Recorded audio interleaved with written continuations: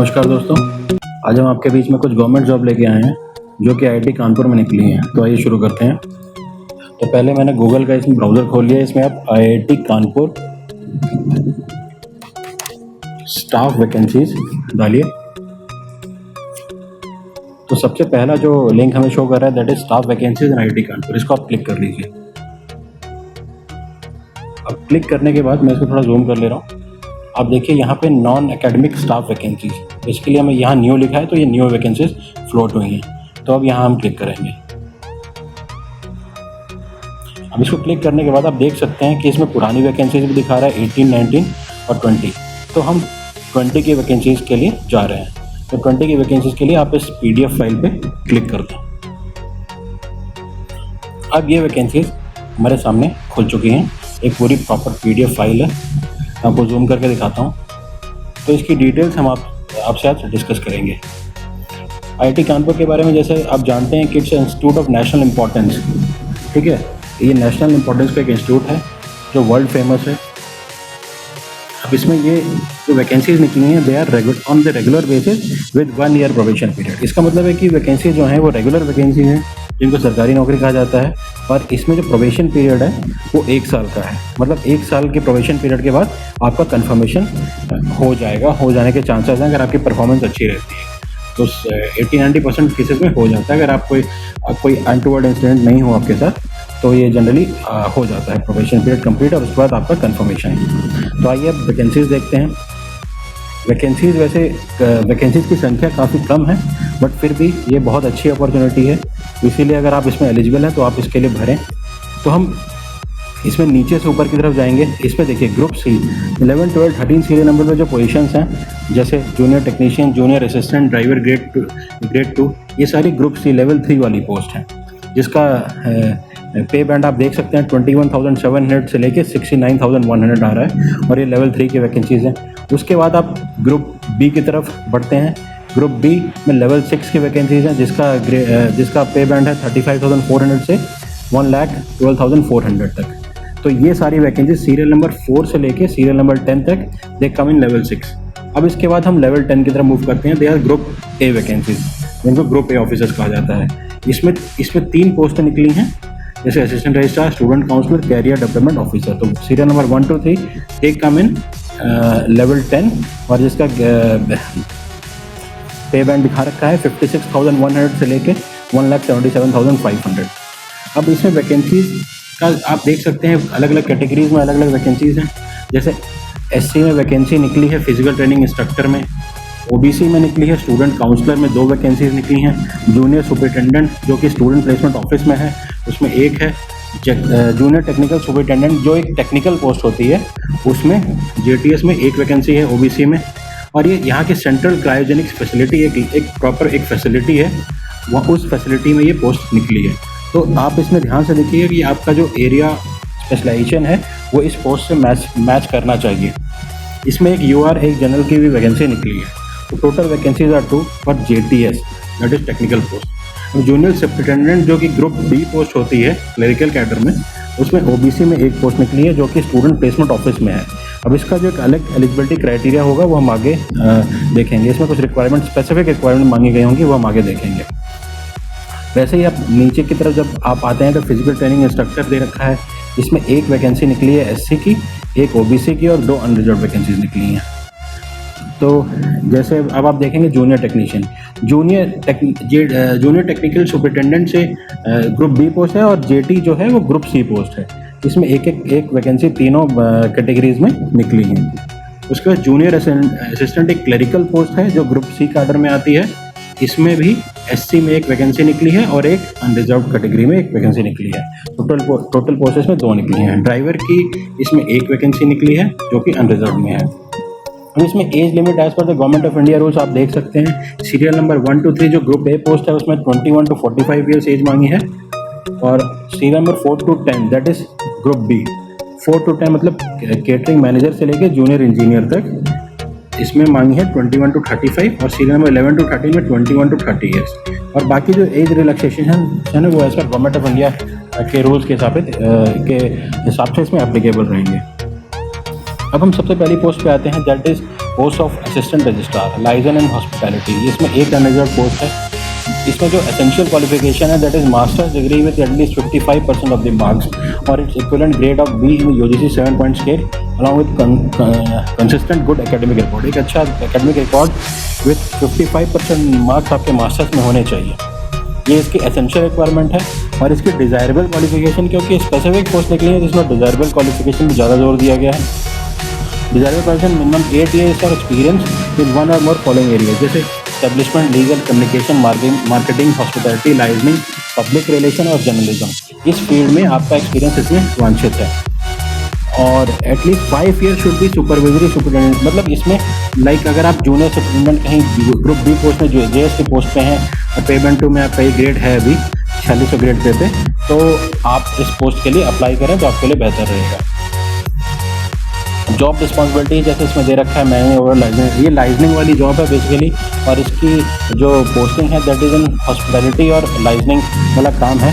तो इसमें local government, इसमें आपको एक as a liaisoning officer deal करना पड़ेगा बिटवीन आईआईटी कानपुर और जो गवर्नमेंट की अदर एजेंसीज होती हैं उनके बीच में। उसके बाद आपको इंटरेक्शन करना पड़ेगा other government officials to meet objectives of the institute. और जैसा आपको काम दिएगा आपको बेसिकली एक ब्रिजिंग द गैप वाला काम करना होगा। आपको एक माध्यम रहना पड़ेगा इंस्टीट्यूट और गवर्नमेंट की बाहर की एजेंसियों के बीच में। आपको विजिटर हॉस्टल और आईआईटी कानपुर में विजिटर हॉस्टल्स जो यहाँ के विजिटर्स के लिए और फैकल्टीज़ के लिए बनाए गए हैं उसके बीच में भी उसको मैनेज करने का, उसका जो पूरा लॉजिंग बोर्डिंग वो सब देखने वाला काम भी इसमें रहेगा। इसमें other assignment as when given by the higher authority, ऐसा नहीं है कि आपको इस पोस्ट के लिए हायर किया अगर आपको यही काम दिया जाता है। अगर आपकी हायर अथॉरिटीज चाहें कि आपको कहीं और भेजा जाए विद इन द इंस्टीट्यूट, कोई और काम देना चाहेंगी वो, तो वो भी दे सकती हैं, तो आप उसके लिए भी तैयार रहें। और second post is that is post students counsellor. इसमें 2 ओबीसी की पोस्ट मांगी गई है, दैट इज़ स्टूडेंट काउंसलिंग। यहाँ पे एक काउंसलिंग सेंटर भी है, काउंसलिंग सर्विस है यहाँ पे प्रॉपर एक बना हुआ है जो कि डील करता है नए स्टूडेंट्स जब आते हैं तो उनका एडमिशन, उनका लॉजिंग बोर्डिंग हॉस्टल्स में प्रोवाइड कराना, और फिर अगर किसी को कोई प्रॉब्लम है तो उनको डील करना। आजकल जैसे हम देख ही रहे हैं डिप्रेशन के केसेस हैं, तो काउंसलिंग सर्विस ये सारी चीज़ें हैंडल करता है कि पेरेंट्स की अनुपस्थिति में बच्चों को कोई मेंटल या फिजिकल प्रेशर ना आए, वो सारी चीज़ें काउंसलिंग सर्विस हैंडल करता है। तो इसमें जो पोस्ट है दैट इज़ स्टूडेंट काउंसलर। इसकी जो essential qualification that is master of MPhil in clinical psychology with first class MPhil चाहिए क्लिनिकल साइकोलॉजी में, तो ये इसकी एसेंशियल क्वालिफिकेशन है। उसके बाद इसमें ये मांग रहा है कि आपको काउंसलिंग टेक्निक्स का एक्सपीरियंस होना चाहिए, थ्योरेटिक मॉड्यूल के बारे में पता होना चाहिए, और आपको administrative experience and relevant counselling service, कहीं आप काउंसलिंग सर्विस में या किसी ऐसे पैरेलल एनवायरनमेंट में आपने काम किया हुआ है जहाँ आपने एम्प्लॉय, स्टाफ या स्टूडेंट से काउंसलिंग की हुई है, तो वो बेहतर रहेगा इस पोस्ट के लिए अप्लाई करने के लिए। इसमें जॉब रिस्पॉन्सिबिलिटी जैसे मैंने आपको बताया है काउंसलिंग सर्विसेज के बारे में। On joining the institute the counsellor will be required for performing counselling duties as assign by the head counselling service. Counselling service जो हेड होंगे वो आपको जो भी ड्यूटीज असाइन करेंगे, बेसिकली ड्यूटीज़ आपकी वही रहेगी। काउंसलिंग सर्विस में आपको ये सारे मैटर्स डील करने होंगे। नए स्टूडेंट्स आते हैं उनसे इंटरेक्शन करना होगा, उनकी प्रॉब्लम सुननी होंगी, अगर कोई मेंटली डिप्रेस हो रहा है तो उसको आपको काउंसल करना होगा। तो यही सारे काम रहते हैं बेसिकली वहाँ पे। Now, coming to the third post, that is also Group A post, is Career Development Officer. अब इसमें masters degree with at least 55% marks मांग रहा है वो, और its equivalent grade of B in UGC 7 point scale. 7 point scale में equivalent of grade भी मांग रहा है, जो यूजीसी का 7 पॉइंट स्केल है उसमें, विथ एकेडमिक गुड रिकॉर्ड, अच्छा रिकॉर्ड होना चाहिए अगर एकेडमिक्स का आपका। Now the career development officer, जैसे आप नाम से ही पढ़ सकते हैं कैरियर डेवलपमेंट ऑफिसर। इसमें जो डिज़ायरेबल क्वालिफिकेशन है that is 8 years of experience in 1 or more following human HR, basically एक एचआर टाइप की पोस्ट आप इसको कह सकते हैं। इसमें स्किल डेवलपमेंट, रिक्रूटमेंट, एडमिनिस्ट्रेशन के बारे में आपको नॉलेज होना चाहिए। आप अगर किसी जगह पे सुपरिटेंडेंट या फिर जूनियर सुपरिटेंडेंट लेवल पे हैं और 4200-4600 ग्रेड पे आप काम कर रहे हैं, तो आप इस पे अप्लाई करें तो बेहतर रहेगा आपके लिए, एक तरह का अपग्रेड रहेगा आपके लिए। इसमें आपको ह्यूमन रिसोर्स से रिलेटेड जानकारी होनी चाहिए, आपको प्रोफिशिएंट होना चाहिए कंप्यूटर के बारे में, ऑटोमेटेड एनवायरनमेंट में MS application, MS office application जो आजकल हम लोग यूज़ कर ही रहे हैं, उसके बारे में आपको जानकारी होनी चाहिए। इसमें प्रॉपर आपको प्रोफेशनल डॉक्यूमेंट कम्युनिकेशन कैसे किया जाता है, ईमेल कैसे लिखा जाता है, आपकी कम्युनिकेशन स्किल अच्छी होनी चाहिए ताकि आप एक अच्छे कैरियर डेवलपमेंट ऑफिसर का रोल अच्छे से निभा सकें। यहाँ पे आपको स्टूडेंट प्लेसमेंट ऑफिस है यहाँ पे, जहाँ पे सारी कंपनीज आती हैं, और स्टूडेंट एक बॉडी है यहाँ पे, स्टूडेंट सेनेट है, उसके रिप्रेजेंटेटिव भी होते हैं, फैकल्टीज़ भी होते हैं। तो स्टूडेंट प्लेसमेंट ऑफिस में आपको एज ए लाइजनिंग ऑफिसर का रोल निभाना होगा इसमें। तो ये भी बहुत चैलेंजिंग और बहुत अच्छी पोजीशन है आपके लिए, अगर आप इसके लिए अप्लाई करना चाहते हैं। तो जॉब रिस्पॉन्सिबिलिटीज़ जैसे इसने मैंने आपको बता ही दिया। डिज़ायरेबल में जो दे रखा है बेसिकली वही आपकी जॉब रिस्पॉन्सिबिलिटीज़ भी हैं कि you will have to act as a liaisoning officer between the student staff and faculties and the companies which are coming to the IIT Kanpur for the recruitment process. Winter और summer 2 समय यहाँ पे recruitment होता है। तो जो हमारा ये सेल है, कैरियर जो रिक्रूटमेंट सेल है, वो एक्टिव रहता है उस समय। स्टूडेंट प्लेसमेंट ऑफिस जो है वो एक्टिव रहता है, तो उसमें आपकी ये रिस्पॉन्सिबिलिटीज़ रहेंगी। आपको as a nodal point for career development and cell and student placement office काम करना होगा, जिसके लिए बेहतर कम्युनिकेशन स्किल, मॉक इंटरव्यूज़ कराने होंगे आपको। कंपनी के लोगों से, कंपनी के HR वाले लोग आते हैं, कंपनी के टेक्निकल प्रोफाइल वाले लोग आते हैं, तो you will have to deal with all those people. उनका रहने खाने का भी मे बी अगर आपके पास रिस्पॉन्सिबिलिटी आती है, then you have to arrange their like उनको कंफर्टेबल फील कराना होगा, ताकि उनको यहाँ पे रिक्रूटमेंट प्रोसेस में कोई प्रॉब्लम ना हो। Now coming to the next post, that is catering manager. ये सीरियल नंबर 4 की पोस्ट है और ये आती है ग्रुप बी में। जैसा कि हमने देखा है, इसमें अनरिजर्व में एक वैकेंसी है कैटरिंग मैनेजर। तो नाम से ही जैसे पता चल रहा है catering manager. Catering manager is hospitality और होटल मैनेजमेंट की एक पोस्ट है। इसमें bachelors degree with diploma in catering hotel management with 5 years of relevant experience. अगर आपका BSc जैसे 4 year डिग्री होती है, एक BSc इन होटल मैनेजमेंट, या बैचलर्स डिग्री है कोई होटल मैनेजमेंट, पूसा की भी एक डिग्री होती है इसमें, उसके बारे में आप पता कर सकते हैं। तो उस with 5 years of after the degree you must be having 5 years of relevant experience. मतलब डिग्री के बाद आपके पास 5 साल का एक्सपीरियंस होना चाहिए। तो ये इसमें अप्लाई करने के लिए बिल्कुल बेसिक एलिजिबिलिटी क्राइटेरिया है। और डिज़ायरेबल क्या मांगा है, should have hands on experience of catering service and large guest house. अगर इसमें लार्ज गेस्ट हाउस इसलिए लिखा है क्योंकि हमारा जो गेस्ट हाउस IIT कानपुर में बहुत बड़ा है। एक यहाँ पे भी इसके 2 सेक्शन हैं, विजिटर हॉस्टल एक्सटेंशन, और एक इंटरनेशनल गेस्ट हाउस नया बना है। तो हमारी जो ये विजिटर हॉस्टल की जो कैपेसिटीज़ हैं वो बढ़ती जा रही हैं, तो इस वजह से आई थिंक ये कैटरिंग मैनेजर की पोस्ट निकाली गई है। तो ये भी बहुत जिम्मेदारी वाला काम है। तो अगर आपने किसी बड़े होटल ग्रुप में या किसी बड़े गेस्ट हाउस वाले ग्रुप में जहाँ पे बहुत सारे लोगों को डील किया है तो उसमें काम किया है, तो ये एक डिज़ायरेबल क्वालिफिकेशन मांगी गई है इस पोस्ट के लिए। Now coming to the job responsibilities of this post. अब देखिए, catering manager will lead teams of chefs and catering assistants. आप एक शेफ्स की टीम और कैटरिंग असिस्टेंट की टीम को लीड करेंगे। उनकी डे टू डे ऑपरेशन जहाँ पे जो होते हैं, फूड क्वालिटी ऑफ सर्विस, यहाँ पे कई इवेंट्स होते रहते हैं, conferences, seminar, workshops, even convocation भी बहुत बड़ा इवेंट माना जाता है यहाँ पे, जहाँ देश विदेश से बहुत सारे डिग्नेटरीज, पेरेंट्स, स्टूडेंट्स आते हैं। एलुमनीज मीट होती हैं यहाँ पे, रीयूनियंस होते हैं, जिसमें बहुत बड़े लेवल के इवेंट मैनेजमेंट की ज़रूरत पड़ती है।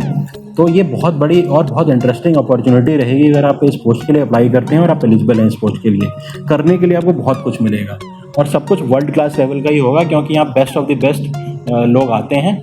इवन जो वर्कशॉप्स में आप देखेंगे, जो बड़ी बड़ी कॉन्फ्रेंसेस होती हैं, उसमें जाने माने वर्ल्ड के प्रोफेसर्स आते हैं, इवन नोबेल लॉरेट्स भी आते हैं यहाँ पे, और IAS IPS बड़े बड़े ब्यूरोक्रेट्स और नेता और बड़े बड़े मिनिस्टर्स यहाँ पे as a dignitary, as a chief guest आते हैं। Even the presidents have also came to the IIT Kanpur for various event. President of India भी यहाँ पे आ चुके हैं कॉन्वोकेशन सेरेमनी में। तो ये बहुत ब्रॉड जॉब रिस्पॉन्सिबिलिटी रहेगी फॉर द कैटरिंग मैनेजर। तो अब coming to the next group B post, that is junior superintendent. ये पोस्ट जो है that is for media relations और एक अनरिजर्व पोस्ट निकली है। ये आपको मैं बताना चाहता हूँ, junior superintendent is group B post और बेसिकली एक क्लरिकल कैडर में सीनियर पोस्ट होती है, बट यहाँ पे स्पेसिफाई किया हुआ है मीडिया रिलेशंस। तो इसका मतलब है कि जूनियर सुपरिटेंडेंट की जो पोस्ट है उनको ये लोग मीडिया रिलेशंस में डालना चाह रहे हैं। तो आप अप्लाई करने से पहले ये देख लीजिएगा कि इसमें एसेंशियल और डिज़ायरेबल क्वालिफिकेशन क्या है। तो एसेंशियल में हम देखते हैं, जैसे JS में मांगा है, जूनियर में मांगा masters degree with 5 years relevant experience और bachelors degree with 7 years relevant experience. मतलब बैचलर्स के साथ 7 साल का और मास्टर्स के साथ 5 साल का आपका एक्सपीरियंस होना चाहिए। तो आप अप्लाई कर सकते हैं इस पोस्ट के लिए। और knowledge of office procedures, rule, computer application, secretarial practices ज़रूरी होती है। जैसे सेक्रेटरियल प्रैक्टिसेस के बारे में मैं बताऊंगा कि ऑफिस रूल्स और जो सेंट्रल गवर्नमेंट के सिविल सर्विसेज रूल्स होते हैं उनकी जानकारी आपको होनी चाहिए। Letter drafting, office memo writing या जो भी सरकारी दस्तावेज हैं उनके बारे में आपको जानकारी होनी चाहिए। और अगर आप इस एरिया में काम कर रहे हैं कहीं तो ये आपके लिए बहुत अच्छी पोजीशन रहेगी। डिज़ायरेबल क्या मांग रहा है इसमें आपका एक्सपीरियंस कौन से एरियाज में मांग रहा है? Communication, marketing, public relations, PR, journalism. क्योंकि ये बेसिकली आप देख रहे हैं मीडिया रिलेशन वाली पोस्ट है, इसमें जो एक्सपीरियंस भी मांगा है इसने तो मार्केटिंग, पब्लिक रिलेशन, जर्नलिज्म का मांगा है। ठीक है, तो अगर आप if you are having a master और bachelor degree in mass communication, marketing, public relation, journalism, business admin, integrated marketing, social media, advertising will be preferred, तो ये एक प्लस पॉइंट हो जाएगा। अगर आपकी जर्नलिज्म वाले या मार्केटिंग वाले एरिया में कोई आपकी डिग्री है या कोई यूजी अंडर ग्रेजुएट या पोस्ट ग्रेजुएट डिग्री है तो ये एक एडेड एडवांटेज हो जाएगा आपको इस पोस्ट में शॉर्टलिस्ट होने के लिए। Now practical experience of organising, इसमें भी इवेंट मैनेजमेंट का थोड़ा काम रहेगा क्योंकि इसमें लिखा हुआ है कि प्रैक्टिकल एक्सपीरियंस ऑफ ऑर्गेनाइजिंग और various workshop, seminars, conferences etc है। ठीक है, तो इसमें एडिटिंग, रिकॉर्डिंग, इसमें जो एडिटिंग और रिकॉर्डिंग के रेलेवेंट सॉफ्टवेयर होते हैं उसके बारे में भी आपको जानकारी होनी चाहिए। जैसे कि कोई इवेंट हुआ उसमें आपको एक प्रॉपर एक वीडियो बनाना है, आपके पास पूरा मटेरियल आ गया, आपको पूरा उसको उसकी क्वालिटी इंप्रूव करनी है, उसमें जो कुछ पॉइंट्स ऐड करने हैं तो एडिटिंग के बारे में, फोटोग्राफी से रिलेटेड जो करंट सॉफ्टवेयर्स हैं उनकी जानकारी भी आपको होना चाहिए इसमें, क्योंकि ये काम ही मीडिया रिलेशंस वाला है। अब इसमें देखिए जॉब रिस्पॉन्सिबिलिटीज़ क्या बोल रहा है ये। Selected candidate will handle communication between press and organisation, government entities, business और individuals with the goal of creating and favourable public image. इसमें आपको वही मैं बता रहा हूँ, एक ब्रिज इन द गैप वाला काम इसमें भी है। आपको एक मीडिया और Indian institute of technology Kanpur के बीच में एक पैरेलल के बीच में आपको डील करना पड़ेगा कि आपको एक माध्यम बनना पड़ेगा यहाँ की चीज़ों को वहाँ पहुँचाने के लिए। आईआईटी कानपुर की छवि को, यहाँ पे जो इवेंट्स हो रहे हैं उसको मीडिया में किस अच्छे तरीके से कैसे दिखाया जाए, कैसे पोर्ट्रे किया जाए, उसके लिए आपको इसमें काम करना पड़ेगा। For that you need to be having a very excellent written and verbal communication skill. तो इसमें रिटन और verbal communication skill basically preferably English और हिंदी दोनों में आपकी जानकारी होनी चाहिए। और क्योंकि ये एग्जॉस्टिंग वाला जॉब है थोड़ा, क्योंकि इसमें इवेंट जनरली क्या होते हैं, ऑफिस आवर्स के बाद भी होते हैं, नाइट के इवेंट्स भी होते हैं, कॉन्वोकेशन भी शाम तक चलता है और कई कॉन्फ्रेंसेज होती हैं वो शाम को टॉक्स होती हैं। तो ज़रूरी नहीं है कि 9 to 5 की तरह आप इस जॉब में आपको रहें, आपको आफ्टर द ऑफिस आवर्स आपको रुकना पड़ सकता है इसमें। That is why here it is written that willingness to work long hours and the ability to tactfully deal with the media. तो मीडिया से भी आपके रिलेशंस अच्छे होने चाहिए, आपके कॉन्टैक्ट्स आपको बनाने पड़ेंगे और आपको एक्स्ट्रा भी रुकना पड़ सकता है ताकि आप पूरा इवेंट कवर कर सकें। Now the same post for liaising in hospitality, ये मीडिया रिलेशंस में था। अब नेक्स्ट पोस्ट जो JS की निकली है that is group B post, ये लाइजिंग इन हॉस्पिटैलिटी में निकली है। इसमें एक अनरिजर्व पोस्ट निकली है।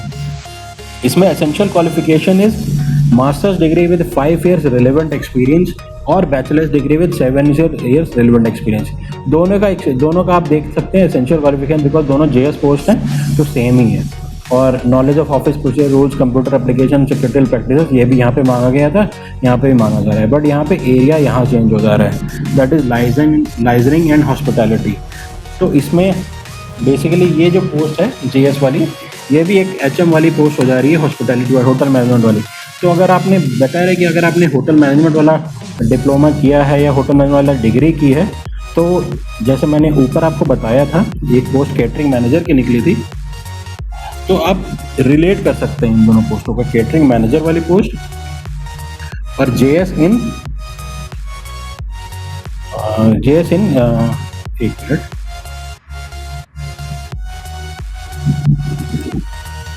ओके हाँ sorry, JS in liaison and hospitality वाली पोस्ट को you can relate these post.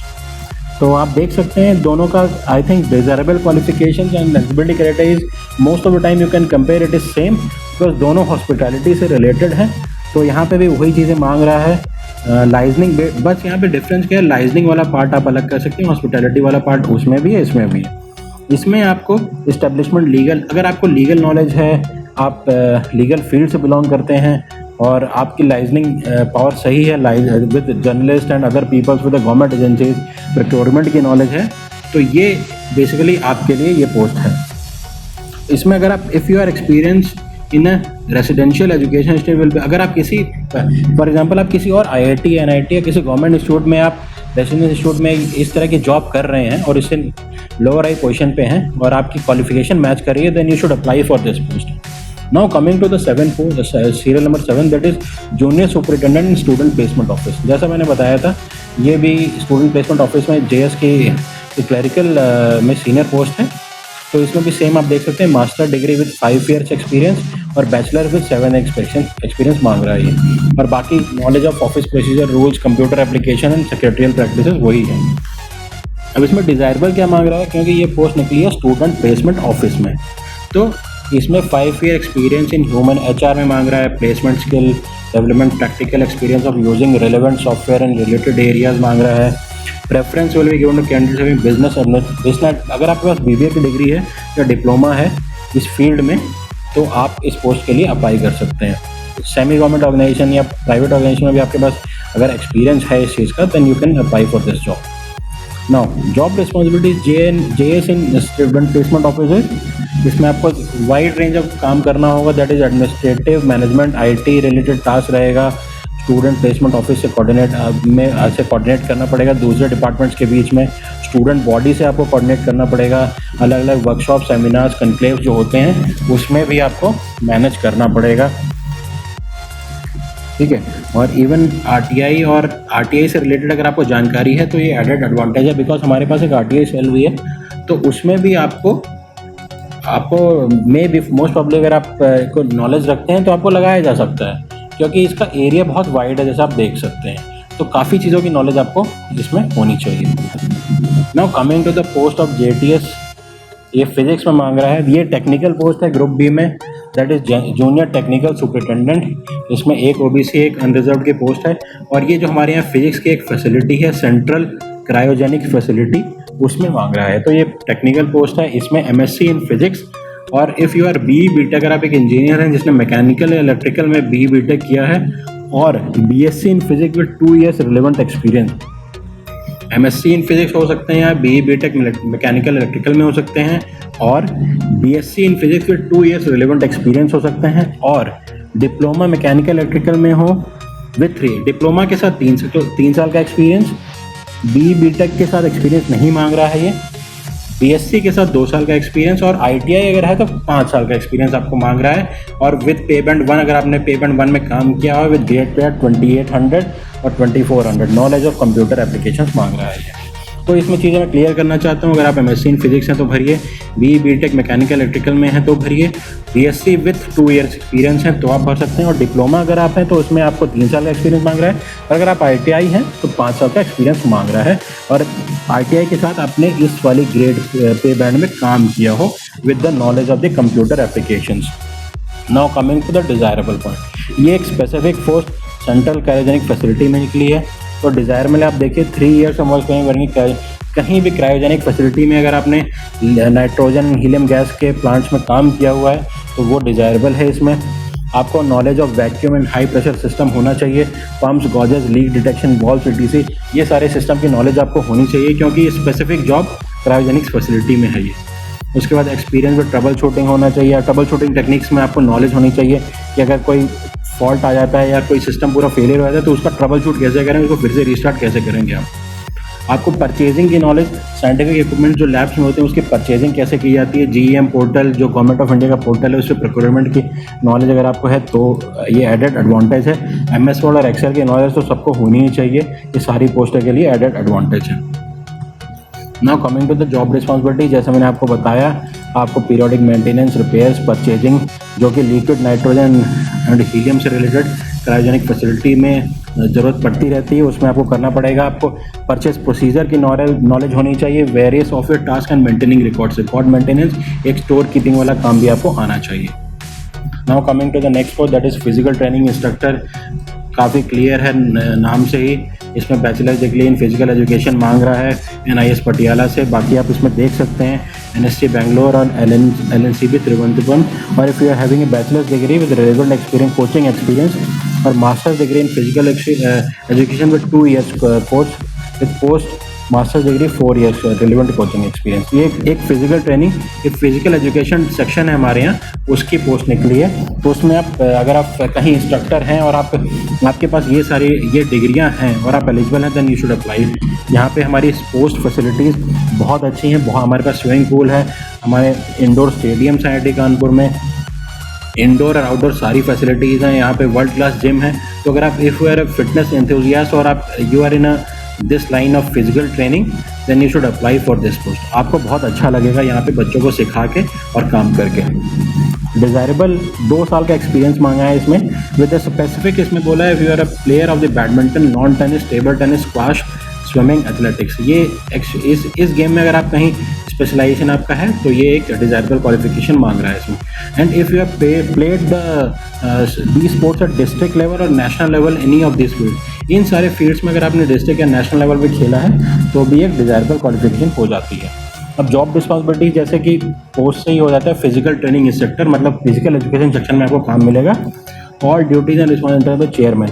यहाँ पे जो स्पोर्ट्स की अथॉरिटीज़ हैं, जो फिजिकल एजुकेशन सेक्शन है, जो आपको काम देगा, बेसिकली वो काम आपको यही कोचिंग वाला देगा। और जैसे इन्होंने डिज़ायरेबल मांगा है ये सारे स्पोर्ट्स में, तो इन पर्टिकुलर स्पोर्ट्स में आपको एक एज अ इंस्ट्रक्टर का काम दिया जाएगा। Now coming to the next post, that is junior engineer supervisory control and data equation. SCADA में आपको एक जूनियर इंजीनियर की पोस्ट निकली है। This is also group B post. इसमें bachelors degree in electrical engineering. अब इंजीनियर भाइयों के लिए देखिए, इसमें BTech in electrical engineer with 1 year relevant experience. अगर आप बीटेक हैं इलेक्ट्रिकल में और 1 साल का एक्सपीरियंस है, रिलेवेंट एक्सपीरियंस है, मैं बताऊंगा किस चीज़ में रिलेवेंट एक्सपीरियंस है, और या फिर 3 साल का डिप्लोमा आपने किया हुआ है इलेक्ट्रिकल इंजीनियरिंग में और डिप्लोमा के साथ, but you need to have 3 years field experience. BTech के साथ 1 साल का एक्सपीरियंस और डिप्लोमा के साथ 3 साल का एक्सपीरियंस और knowledge of the computer application. And if you are engineer you should be having a knowledge of computer application. Now desirable is, इसमें बीटेक विद फर्स्ट डिवीजन होना चाहिए। इलेक्ट्रिकल इंजीनियरिंग और डिप्लोमा में भी सभी फर्स्ट डिवीजन मांग रहा है। उस electrical engineering with 5 years relevant experience. इसमें SCADA में मांग रहा है, स्काडा में मांग रहा है basically, that is supervisory control and data integration system में आपको काम करना होगा। 33/11 kV सब स्टेशन लेवल। यहाँ पे सोलर PV इंस्टॉलेशन प्लांट है, सोलर पे बहुत फैसिलिटीज़ काम भी कर रहे हैं। यहाँ पे सोलर फोटोवोल्टिक एरिया में काम भी हो रहा है। तो यहाँ पे installation and it's integration with the smart grid, advance metering infrastructure and distribution management system, इस एरिया में अगर आपने काम किया हुआ है तो आपको इस पोस्ट के लिए अप्लाई करना चाहिए। यहाँ पे इंस्टीट्यूट वर्क्स डिपार्टमेंट है, उसमें बेसिकली ये IWD में ये जूनियर इंजीनियर की पोस्ट जाती है। अब जॉब रिस्पॉन्सिबिलिटीज़ क्या दे रहा है देखिए, selected candidate will be responsible for monitoring of smart grid control room और other sites in the institute as and when required by the institute. आपको स्मार्ट ग्रिड कंट्रोल रूम में बैठना होगा, ऑपरेट करना होगा, वहाँ राउंड द क्लॉक, और वहाँ maintenance operation, O&M operation maintenance SCADA control room में होता है। तो यहाँ पे 33/11 33/11 kV सब स्टेशन का सुपरविजन, इलेक्ट्रिकल डिस्ट्रीब्यूशन सिस्टम है, उसका सुपरविजन, उसका मैनेजमेंट आपके हाथ में होगा, या फिर आपके सीनियर इंजीनियर ऑफिसर या सीनियर IW के ऑफिसर्स आपको और कोई काम अगर देते हैं तो आपको वो काम दिया जा सकता है इसमें। सो बीटेक इलेक्ट्रिकल अगर आप हैं या फिर डिप्लोमा हैं इलेक्ट्रिकल में तो ये बहुत अच्छी पोस्ट आपके लिए है। Now coming to the next technical post that comes in the group C, that is junior technician. इसमें एक SC, एक OBC, एक अनरिजर्व पोस्ट निकली है और डिपार्टमेंट है एरोस्पेस इंजीनियरिंग। अब इसमें एसेंशियल क्वालिफिकेशन क्या मांगी है, डिप्लोमा इन इंजीनियरिंग और मिनिमम 3 ईयर्स ड्यूरेशन। अब डिप्लोमा इन इंजीनियरिंग कौन से फील्ड में मांगी है, mechanical, aerospace, instrumentation and controls engineering from recognised. इन 3 फील्ड में आपका डिप्लोमा होना चाहिए और ITI in machinist, instrument machine, electronics, technology. तो मैं आपको सजेस्ट करूंगा अगर आप बीटेक भी हैं और आप इसमें से किसी फील्ड में हैं तो आप इस पोस्ट में अप्लाई कर दीजिए, क्योंकि इसमें मिनिमम क्वालिफिकेशन इज डिप्लोमा। अगर आपकी हायर क्वालिफिकेशन बीटेक है then you should apply for this post also. इसमें आपको इसमें testing equipments, UTM, CRP, DC में आपकी नॉलेज होनी चाहिए।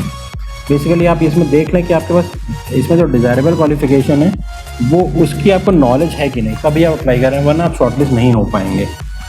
जॉब रिस्पॉन्सिबिलिटीज देखिए, to run experiment, testing on UTM, axial torsion machine, dynamic impact. जो एरोस्पेस डिपार्टमेंट में लैब्स हैं वहाँ पे जो मशीन्स हैं उनमें उनसे रिलेटेड आपको नॉलेज होनी चाहिए, तो बेटर है तभी आप अप्लाई करें इस पोस्ट के लिए। और आप देख सकते हैं इसमें अलग अलग पोस्ट में निकली है, एक स्ट्रक्चर लैब में निकली है, एक प्रोपल्शन लैब में निकली है। एरोस्पेस की लैब्स हैं ये। तो जैसे प्रोपल्शन लैब में डिप्लोमा वही चीज़ मांग रहा है, मैकेनिकल एरोस्पेस मांग रहा है, ठीक है। आपको हैंड्स ऑन एक्सपीरियंस होना चाहिए इन मेजरमेंट्स और जो ऊपर एक्सपेरिमेंट दे रखे हैं उसके बारे में। इसमें एक चीज़ और, एक्स सर्विसमैन विल बी, तो आर्मी के एक्स सर्विसमैन जैसे एयरफोर्स से रिटायर्ड लोग होते हैं जो टेक्निकल ब्रांच में होते हैं, या आर्मी से इंजीनियर्स या engineers, mechanical engineers, EME corps वाले जो लोग होते हैं और उनके पास इन फील्ड का एक्सपीरियंस है, then they should be apply for this post and they will also be preferred for this post as per mention in the advertisement. Now next is the for workshop. यहाँ वहाँ पे एक workshop में भी vacancy है। तो workshop में भी जैसे मान रहे हैं candidate to be able to, ED की नॉलेज आपको होनी चाहिए, इंजीनियरिंग ड्राइंग की नॉलेज होनी चाहिए, आपको experimental setup, experimental model independently बनाने की नॉलेज होनी चाहिए, मिलिंग, ड्रिलिंग, लेथ मशीन की नॉलेज आपको होनी चाहिए क्योंकि एक वर्कशॉप है ये। Now coming to the next post, that is junior assistant. ये एक क्लरिकल पोस्ट है जो कि ग्रुप सी में आती है। इसमें bachelors degree with knowledge of computer application. तो इस बैचलर्स डिग्री में सारे बैचलर्स डिग्री आ जाएंगे। इसमें मैं एम्फेसाइज करना चाहूँगा बीटेक वाले दोस्त भी आ जाएंगे। तो कंप्यूटर एप्लीकेशन नॉलेज तो सबको होती है और बैचलर्स आई थिंक सब लोग, मैक्सिमम लोग कर ही लेते हैं आजकल, तो लोग अप्लाई कर सकते हैं इसमें। बट इसमें ये ध्यान रखें कि आपका एटलीस्ट 1 साल या 2 साल का एक्सपीरियंस होना चाहिए। Matters in legal, purchase, import, accounts, audit, hospitality. तो 1 साल का कहीं का इंडस्ट्रियल एक्सपीरियंस आपके पास होना चाहिए। और इफ़ यू आर बैचलर, और मैं ये एम्फेसाइज करना चाहूँगा जो बीटेक वाले लोग हैं वो इसको अप्लाई कर सकते हैं। इसमें जॉब रिस्पॉन्सिबिलिटीज़ कई रहेंगी, secretarial practices, computer application, diary dispatch, incoming out game mail. आपको ये सारी जो काम दे रखे हैं that are clerical works to handle the state management, purchase, import, accounts, audit, hospitality, academic, recruitment, legal and establishment. तो जो एक जूनियर असिस्टेंट होता है ये क्लरिकल पोस्ट है। इसको पूरे आईआईटी कानपुर में या पूरे इंस्टीट्यूट में कहीं भी किसी भी डिपार्टमेंट में इसको लगाया जा सकता है जहाँ पे क्लरिकल रिक्वायरमेंट्स की ज़रूरत हो। So now last post is that comes under group C is driver grade 2। इसमें एक अनरिजर्व वैकेंसी है। तो इनकी एसेंशियल क्वालिफिकेशन एक 10+2 with driving licence of both heavy and light vehicles और विद 3 years ऑफ 3 साल का एक्सपीरियंस होना चाहिए। और 10+2 with ITI course with licence for both heavy and light duty vehicles with 2 years of relevant experience और 8 standard पास। इसमें ये भी बोल रहा है कि इसमें अगर आप 10+2 हैं तो ITI कोर्स भी किए हैं और 2 साल का एक्सपीरियंस आपके पास होना चाहिए। बेसिकली 10+2 विद DL अगर आपके पास है और आपके पास 3 साल का एक्सपीरियंस है तो you can apply for this job. Desirable मांग रहा है 8 साल का experience with driving escort vehicles of senior officers. अगर किसी अदर इंस्टीट्यूट में आप सीनियर ऑफिशियल्स की व्हीकल चलाते हैं और आपके पास अच्छा खासा एक्सपीरियंस है और आपकी you should be having a pleasing personality, because आपको यहाँ पे ऑफिशियल्स की गाड़ी ही चलानी होगी। तो उसके लिए आप you can apply for this job. Job responsibilities मैंने बताया है आपको। यहाँ पे बेसिकली ऑफिसर्स बड़े ऑफिशियल्स को ही फेरी करना होगा इधर से उधर तक। आपको लॉग बुक मेंटेन करना आना चाहिए। आपको abstract of mileage done, POL done, use prepared for signed officer in charge, सब कुछ ये सारी जो ड्राइविंग ड्यूटी से रिलेटेड चीज़ें हैं वो आपको आनी चाहिए। व्हीकल के पेपर्स आपको अपडेट रखने पड़ेंगे, registration book, pollution certificate, ETC। Okay, तो हमने जॉब्स के बारे में जाना जो निकली हैं यहाँ पे। अब हम देखेंगे इसको भरना कैसे है। Now coming to the this point, इस प्रोसेस को आप ऑनलाइन भरेंगे और इसकी लास्ट डेट है वो जुलाई 12, 2020 है, 5 बजे तक। तो ये पूरा प्रोसेस ऑनलाइन है, इसमें कुछ ऑफलाइन प्रोसेस नहीं है। अगर आप ऑनलाइन भरेंगे उसमें आपको दिखाएगा कि आपको एसेंशियल डॉक्यूमेंट्स और चॉइस ऑफ पोस्ट भी दिखाएगा वो आप भर के, और उसको अप्लाई करने का लिंक भी यहाँ पे दे रखा है, जैसे आप देख रहे हैं। यहाँ अप्लाई ऑनलाइन करेंगे आप तो ये सारा कुछ दे रहा है यहाँ पे। अगर आप रजिस्टर न्यू यूज़र करेंगे, जैसे फॉर एग्जांपल मैं रजिस्टर न्यू यूज़र करता हूँ तो मेरे को यहाँ क्लिक करके अपनी एक आईडी क्रिएट करनी पड़ेगी जिसमें सारे क्वेश्चंस मैं डालूंगा। तो मेरे पास एक आईडी क्रिएट हो जाएगी। जैसे नॉर्मल फॉर्म्स हम लोग भरते हैं उसी तरह इस फॉर्म को भी आप भरेंगे। और फॉर्म पूरा भरने के बाद आपको इसको सबमिट कर देना है और इसको ऑफलाइन कुछ नहीं करना है, सब कुछ ऑनलाइन है। और इसमें ना आपको बाय डाक कुछ भेजना ना कुछ करना, और जो भी कम्युनिकेशन होगा वो ऑनलाइन ही होगा। आपको ईमेल पे भी इसका अप्रूवल आ जाएगा कि you have successfully submitted your form. अब इसमें ग्रुप ए पोस्ट जो सीरियल नंबर 1 से 3 तक हैं, उसमें जो फीस है दैट इज़ 500 रुपीज़, और जो ग्रुप बी और C portion that is mention in the serial number 4 to 13 उनकी जो है 250 फीस है। इसमें ध्यान देने वाली बात ये है कि जो SC ST और PW and female candidates are not required to pay any application fees. उनके लिए if you are an SC ST और PW और फीमेल कैंडिडेट तो आपके लिए कोई फीस नहीं होगी। एक चीज़ और इम्पॉर्टेंट ध्यान देने वाली बात है, अगर आप कहीं दूसरे IIT में जॉब कर रहे हैं या किसी PSU में किसी गवर्नमेंट ऑर्गेनाइजेशन में if you are doing a job, तो आपको फॉर्म भरने के बाद उस फॉर्म को प्रिंट आउट करके एक प्रॉपर NOC अपने रिपोर्टिंग ऑफिसर से ड्यूली अटेस्ट करवा के दैट ही और she do not have any objection on you feeling this form करके आपको हार्ड कॉपी भेजनी है। और ये जो चीज़ है ये exclusively for regular employees of IIT Kanpur और जो पर्सन्स गवर्नमेंट, सेमी गवर्नमेंट या PSUs में जॉब कर रहे हैं उनके लिए है। उन्हीं को इसकी हार्ड कॉपी फॉरवर्ड करवा के अपने HOD से या अपने रिपोर्टिंग ऑफिसर से आगे रिक्रूटमेंट सेक्शन में जो ये एड्रेस दे रखा है इस पर बाई पोस्ट भेजनी है। बाकी और सारे लोगों के लिए कोई ऑफलाइन प्रोसेस नहीं है, उनको बस ऑनलाइन फॉर्म भरना है और सबमिट कर देना है। और इसके बाद जो सारा प्रोसेस होगा, सारी कम्युनिकेशंस होंगी, वो इंस्टीट्यूट ऑनलाइन करेगा, तो इसमें आपको परेशान होने की ज़रूरत नहीं है। तो दोस्तों इसके बारे में ये जो PDF है इसका लिंक हम डिस्क्रिप्शन में नीचे डालेंगे, और इससे रिलेटेड अगर आपको कोई क्वेरी है तो प्लीज़ आप कमेंट सेक्शन में या में हमसे पूछ सकते हैं। तो अब हम आपसे आज्ञा लेते हैं, अगले सेक्शन में हम और वीडियो लेके आएंगे।